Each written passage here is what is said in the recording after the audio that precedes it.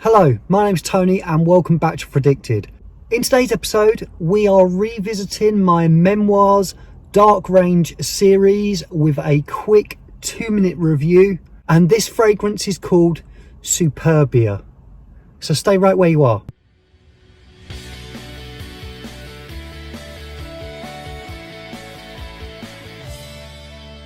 So let me give this a quick spray and tell you what the notes are. So in the top we have rose, we have orchard, and we have ylang-ylang. In the mid we have saffron, cedar and sandalwood. And in the base we have agarwood or oud, leather, patchouli, musk and amber. So quite a few notes. Yeah, see now this opens up with your familiar rose oud combo. The oud isn't too animalic in the opening at all. It opens a little powdery, which is unusual because a lot of fragrances that go powdery on me do that more into the dry down, but this actually opens quite powdery. It has some real brightness in the opening, and I would say that's coming from the ylang-ylang. This is, I would say, probably one of the smoothest rose fragrances that I've tried.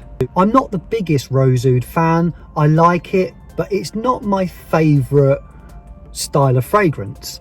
However, this adds some added depth and some other notes that make it a little bit more interesting than that standard combination. This genuinely is one of the smoothest blends of a rose oud fragrance that I've tried.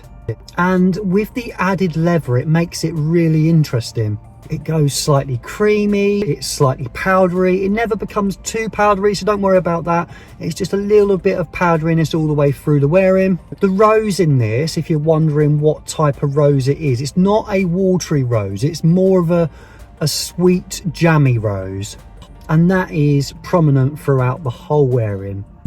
Once you start getting into the dry down, the patchouli starts to make an appearance. It's quite smooth.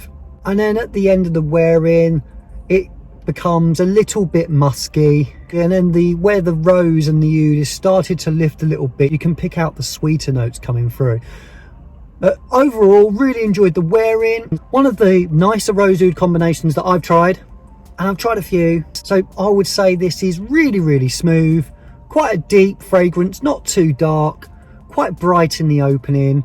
Like I said, very enjoyable. So the performance is very good. It stays on the back of my hand for hours and I keep getting little wafts of it as I move about. So it is performing really well. Good 8 to 10 hours, I would say, easily. So no issues with performance at all.